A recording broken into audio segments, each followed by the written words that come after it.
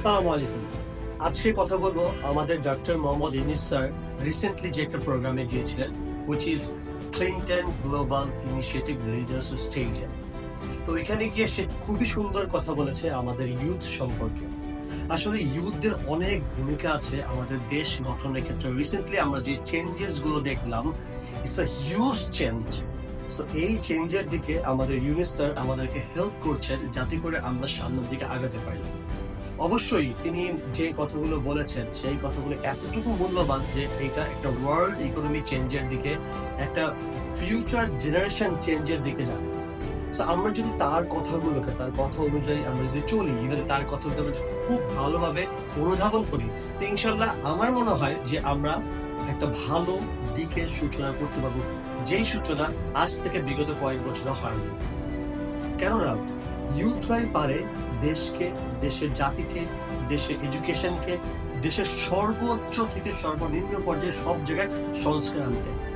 এটা আমরা বিশ্বাস করি যে আমরা ইউথরা যদি একসাথে মিলিত হয়ে কোনো কিছু চেষ্টা করি তাহলে সেটা অবশ্যই সাধিত হবে, এবং সেটা আমরা প্রিভিয়াসলি দেখেছি।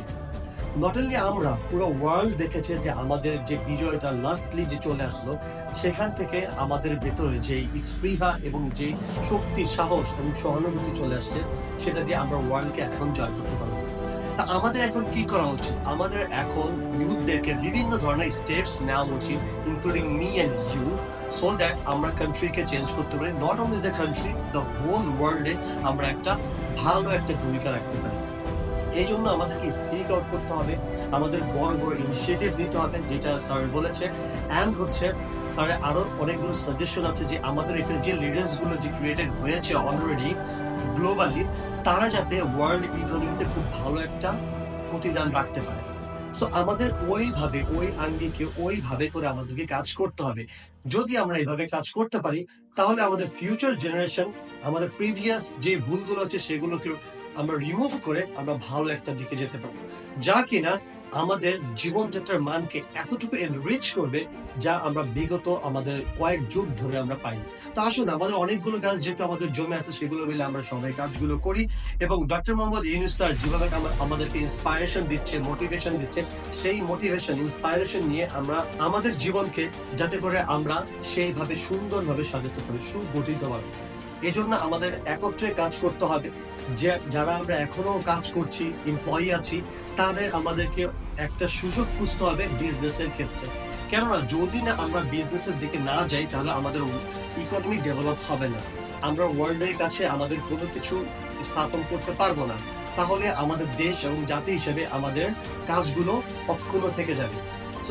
আমরা যারাই আছি, বিভিন্ন ধরনের ছোট হোক, বড় হোক, মাঝারি হোক, চাকরির পাশাপাশি যাতে আমরা একটা বিজনেসকে আমরা এস্টাবলিশ করতে পারি এবং সেই বিজনেস গুলো যাতে গ্লোবালি আমরা পৌঁছাতে পারি, তাহলে আমরা জাতি হিসাবে দেশকে আমরা মানুষের সামনে, অন্য দেশবাসীর সামনে আমরা নিয়ে যেতে পারবো।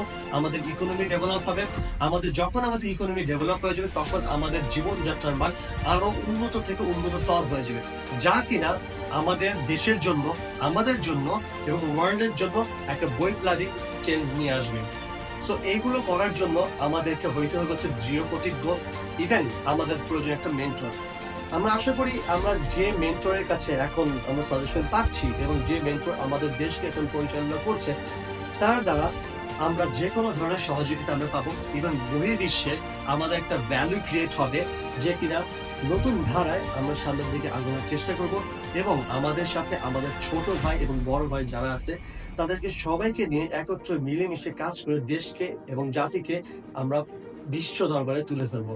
ইনশাআল্লাহ যদি আমরা এই কাজটুকু যদি করতে পারি, আমাদের যদি ভালো সুযোগ সুবিধা থেকে থাকে from doctor Mohammad Yunus sir, আমাদেরকে যদি তারা যদি হেল্প করে, অবশ্যই আমাদের এই চেঞ্জটা চলে আসবে, এবং আমাদের এই চেঞ্জ হওয়ার পরে ইনশাআল্লাহ আমাদের দেশকে সবাই একভাবে চিনবে।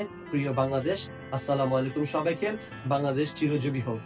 আর হ্যাঁ, অবশ্যই লাস্টলি বলতে চাই, আমাদের ভিডিওটি যদি ভালো লেগে থাকে অবশ্যই লাইক, শেয়ার এবং কমেন্ট করবেন। কেননা যখন আপনারা লাইক, শেয়ার, কমেন্ট করবেন, তখনই এই নিউজগুলো সবার কাছে গিয়ে পৌঁছাবে, তখন জানতে পারবে মানুষ, জিনিসগুলো বুঝতে পারবে, এবং আমরা সবাই মিলে একত্রিতভাবে কাজ করতে পারবো। ধন্যবাদ সবাইকে।